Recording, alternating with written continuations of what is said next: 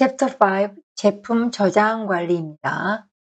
여기서는 제품에 따라 제품을 평가할 수 있다. 제품의 결함을 보고 제품 공정을 수정할 수 있다. 제품 특성에 따라 냉각 방법을 선택할 수 있다. 제품 특성에 따라 냉각 포장재를 선택할 수 있다. 제품 특성에 따라 보관 방법을 선택할 수 있다. 이런 과정을 배우는 과정이 되겠습니다. 1번 제품 관리. 일단 제품 평가 보시죠. 제품 평가에는 크게 외부 평가와 내부 평가, 식감 평가가 있습니다. 외부 평가는 터짐, 옆 터짐, 브레이크나 슈레드 이런 걸 얘기합니다. 터짐성, 외부의 균형, 부피감, 두께의 균일화, 껍질색, 껍질 형성 이런 걸 외부 평가라고 하지요. 내부 평가라면 발라봤을 때 볼 수 있는 조직, 희공, 곱결, 색상 등을 내부 평가라고 하고 식감 평가에는 냄새와 맛이 있습니다. 자, 빵류의 결함과 원인 1번 풍미가 부족하다. 풍미가 부족하다. 부적절한 재료를 썼다라던가 저율배합표라던가 반죽 온도와 오븐 온도가 낮은 경우에 그렇습니다. 자, 구울 때 윗면이 터지는 경우 설탕이 다 녹지 않았다든지 높은 온도에서 구워서 껍질이 빨리 생겼다든지 수분이 부족하다든지 표피가 마를 경우에 윗면이 터집니다.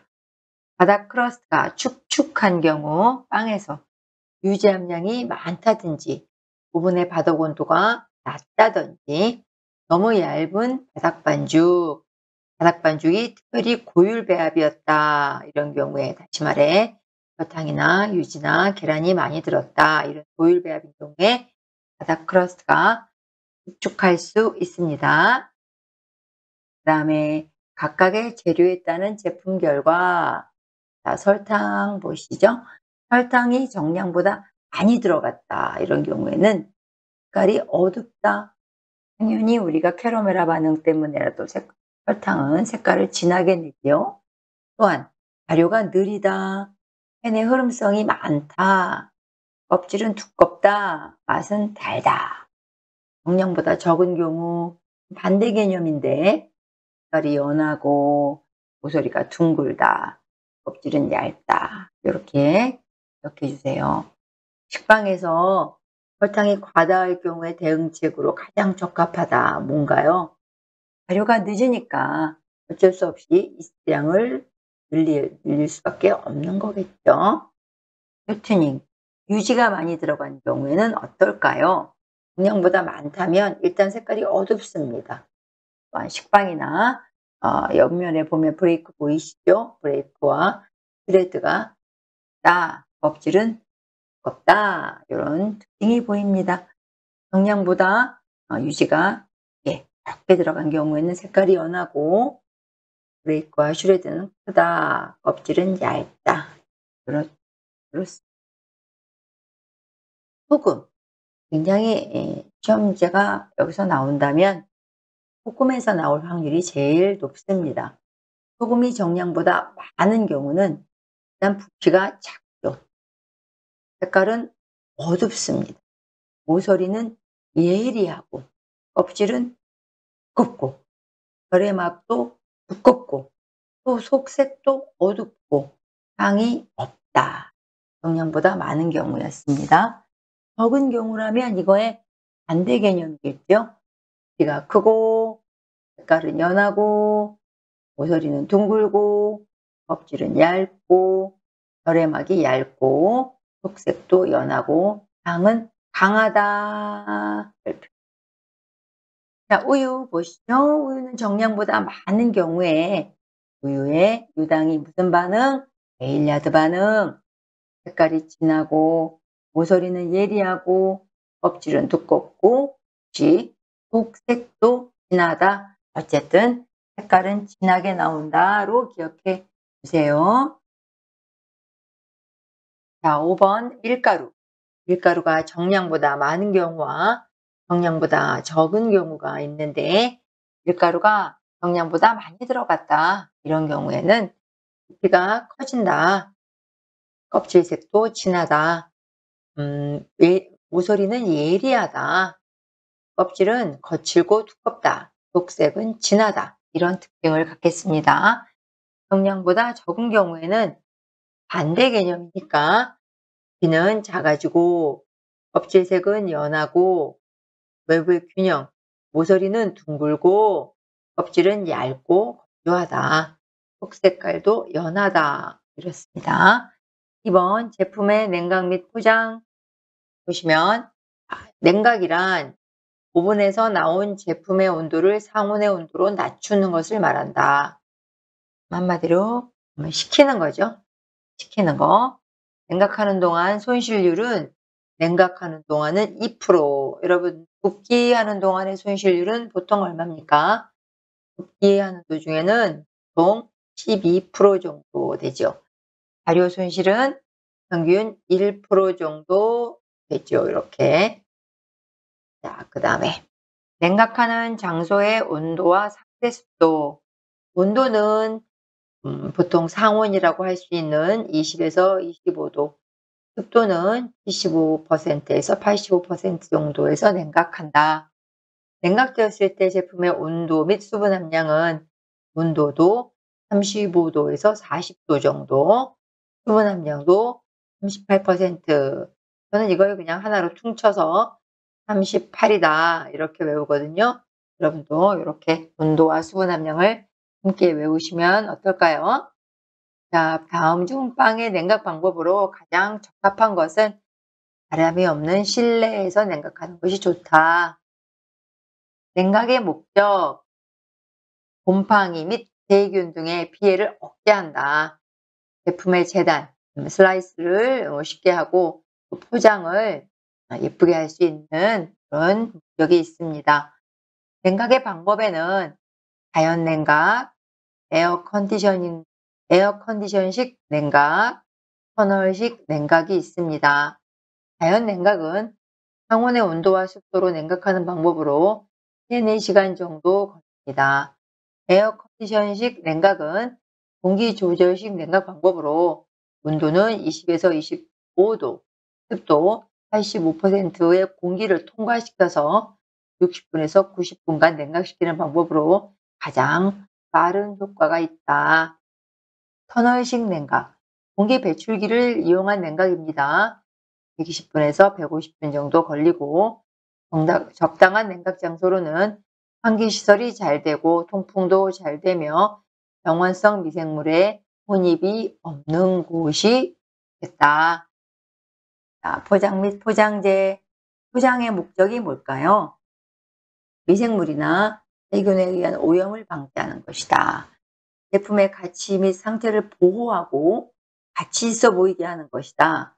그다음에 수분 손실을 막아서 제품의 노화 지연, 딱딱해지는 것을 막음으로써 저장성을 향상시키는 것이다. 포장재별 특성, 오리엔티드, 폴리프로필렌, OPP 봉지, 우리 OPP 이름을 많이 하지요. 우리가 주로 사 먹는 빵의 빵봉지 다 OPP입니다. 주로 투명성이 있고 방습성이 있고 내유성이 있다. 기름 같은 거 막아주지요.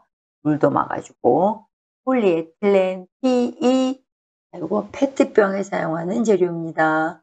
열에 강한 소재로 주방용품에 많이 사용합니다. 그 다음에 변색이 일어나지 않는다. 폴리프로필렌, PP 일회용 용기에 많이 사용합니다. 주로 가볍죠. 또 열에도 강한 것도 있고 식기 제품 케이스에 다양하게 사용합니다. 유해 물질이 발생하지 않는 친환경 소재로 항균 기능을 갖추고 있다고 합니다. 폴리스티렌 PS라고 하는 거, 일회용 컵, 과자의 포장 용기입니다. 플라스틱 중 표준이 되는 수지입니다. PS. 광택이 좋고 투명하며 독성이 없다. 단 내열성, 열에 강하지 않아서 녹아버린다. 포장 용기가 갖춰야 할 조건, 요거 시험에 잘 나옵니다. 일단 싸야지요. 단가가 싸야 된다. 제품과 접촉되어 먹었을 때 유해 물질이 함유되면 안 된다. 포장 기계에 쉽게 적응해야 된다. 방수성은 있어야 되고 통기성은 없어야 된다. 그래야 향이 날아가지 않고 수분도 증발이 안 된다는 얘기죠. 통기성이 없어야 됩니다. 또 통기성이 만약에라도 있다면 산소에 의해 탄패가 생겨서 빵의 노화를 촉진시킬 수 있기 때문에 통기성이 없어야 되겠습니다. 그다음에 크거나 무거운 제품을 포장했을 때 제품이 훼손되지 않아야 합니다. 제품을 포장했을 때 그 제품의 상품 가치를 높일 수 있어야 좋은 포장 용기겠지요. 저장 및 유통, 물리적 방법과 화학적 방법이 있어요. 냉동 냉장법에는 전체 용량의 80%만 저장하고 냉장고에서 10cm 떨어뜨려서 냉장고를 설치해라. 냉장 온도는 평균 10도 정도인데 1단에서 육류와 어류를 보관하고 중간 온도에서 5도 정도입니다. 유지나 가공품을 보관하고 맨 하단에 7도에서 10도입니다. 과일과 야채를 보관합니다. 네, 물리적 처리 방법에서 냉동 온도 마이너스 18도 이하 유지하는 식품은 육류가 있겠죠. 육류 건조기. 가열 살균법. 100도씨 정도로 가열해서 살균하는 방법이 있고 건조 탈수법. 건조식품의 수분 함량이 15% 이하가 되도록 하는 겁니다. 건조식품. 방사선 조사법. 방사선을 이용하는 건데 코발트 60이나 세슘 137을 이용하는 겁니다. 특징은 온도 상승 없이 살균하는 건데 살균이나 살충, 발화 억제, 기생충 등 사멸, 중독 억제 이런 기능이 있습니다. 화학적 처리 방법, 방부제를 첨가한다든지 산화방지제를 첨가한다든지 염장, 상장, 반저장, 미생물 처리, 순연, 가스 저장 이런 방법이 있습니다. 방부제를 첨가하는 방법에는 DHA, 데히드로초산이죠. 한식향산, 빵이나 과자에 많이 사용하는 프로피온산 나트륨 등이 있습니다. 산화방지제 첨가 BHA, BHT, PG, 그다음에 비타민 E, 다른 말로 코코페롤을 첨가. 염장법, 이거는 소금이죠. 10% 이상의 식염, 어디에? 젓갈류에 많이 이용합니다. 염장법, 50% 이상의 설탕에 저장하는 거죠. 어디에? 잼이나 젤리류에 많이 사용합니다. 산저장, 산도 pH 4.7 이하로 저장하는 거죠. 초산이나 젖산을 이용합니다. 어디에? 장아찌나 피클. 미생물 처리법, 미생물을 이용하는 건데 주로 간장, 된장, 주장, 김치, 요구르트 등이 있습니다. 순연법, 휘발성 물질이라고 하면 페놀이나 포름, 알데히드를 얘기하는데 pH 저하를 이용하여 육류의 수분을 제거하고 살균하고 맛의 변화, 한계 물질을 생성시킬 수 있다. 훈연법. 어디에 어떤 식품에 햄이나 소시지, 베이컨 등에 많이 사용하는 방법입니다. 가스 저장. 공기 중에 이산화탄소 농도 1 내지 10%의 농도, 산소 농도 1 내지 5%를 감소시켜서 냉장 상태로 저장하는 겁니다. 어디에? 주로 과일류에. 화학적 처리 방법인데 산화방지제로 사용하는 약품이 아닌 것은 그랬죠. GHNA는 방부제입니다. 방부제. 다음, 제품의 변질 및 오염원 관리하겠습니다. 제품의 변질 어떤 걸까요? 식품을 방지했을 때 미생물, 햇볕, 산소, 효소, 수분의 변화 등에 의해 성분이 변화한다. 그 다음에 영양가가 파괴된다. 그 다음에 맛의 손상을 가져오는 것을 우리가 식품의 변질이라고 합니다. 그 중에서 부패, 변패, 산패 요거는 상한 거죠. 부패는 맥질이 분해되어 아미노산, 아민, 암모니아 같은 박취 등이 발생하는 현상을 부패라고 합니다. 단백질이 미생물에 의한 번식으로 상하는 겁니다. 배가는 변폐는 탄수화물입니다. 탄수화물이 미생물에 의해 변질되는 현상을 변태가 아니고 변폐라고 합니다. 자, 산패. 산패는 지방의 산화입니다. 지방의 산화로 알데히드, 케톤, 에스테르, 알코올 등이 생성되는 현상을 우리가 산패라고 합니다. 유지의 산패도 측정 방법, 요거 아주 중요합니다. 요거 별표 많이 나옵니다. 시험에 많이 나왔었고, 산가, 아세틸가, 과산화물가, 카르본일가 맞게 관능 검사로 우리가 산패를 측정할 수 있습니다. 발효라고 한다면 위의 세 가지와는 다른 개념이죠. 요거는 유해한 개념이라면 유해. 자, 이 발효는 뭡니까? 유익하게 되는 현상입니다. 소화되기 쉽게 만들어주고 특유의 향이 있는 이런 과정을 발효라고 하죠. 자, 이제 식품의 변질에 대한 내용으로 변폐를 나타내는 말. 이거는 변폐 하면 생각나야죠? 탄수화물입니다. 탄수화물이 변질된 걸 말합니다. 유지의 자동산화, 하이드로퍼옥사이드, 자동산화에 의해 생성된 물질로 독성을 띤 물질입니다. 유지의 자동산화를 촉진하는 요소에는 불포화도, 산소, 온도, 햇볕이 있고 유지 가공품의 보존 방법은 주로 비금속성입니다. 금속을 사용하지 않죠. 또 플라스틱 용기를 많이 사용합니다.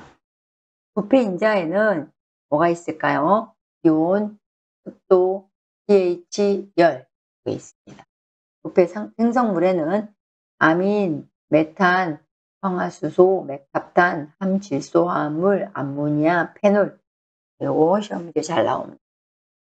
부패 과정 중에 단백질이 메타프로테인이 되고 프로테우스가 되고 펩톤이 되고 폴리펩티드, 펩티드 이런 과정을 거쳐 결국 아미노산이 되고 아민, 메탄 같은 그런 부패 생성물을 만들어낸다. 이렇게 해주세요. 초기에 부패를 판정하는 기준에는 이렇게 4가지 정도 있습니다.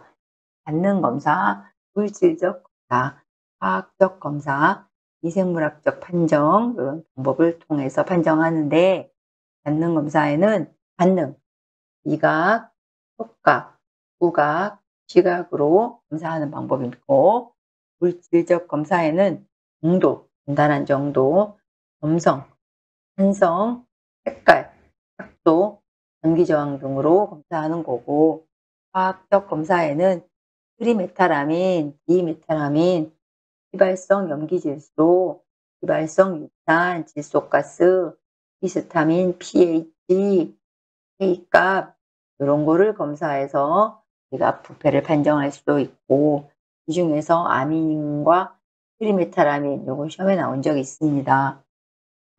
아미노산의 발탄산 반응으로 생성된 것은 아민이고 어류 생선의 비린내 원인 물질은 트리메탈아민입니다.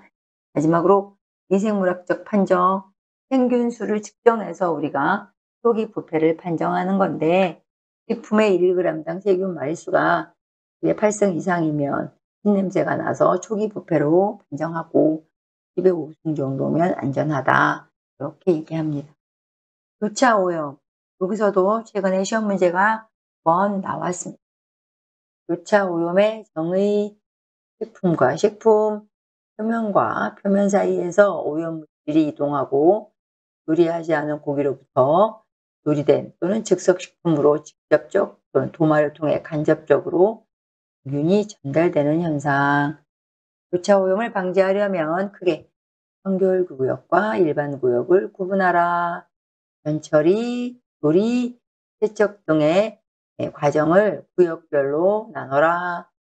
칼이나 도마 같은 기구 용기는 용도별로 구분해서 각각 전용으로 사용하라. 세척 용기는 육류와 채소로 구분해서 용기도 사용해라. 식품 취급 등의 작업은 바닥으로부터 60cm 이상에서 실시해야 된다. 이런 얘기.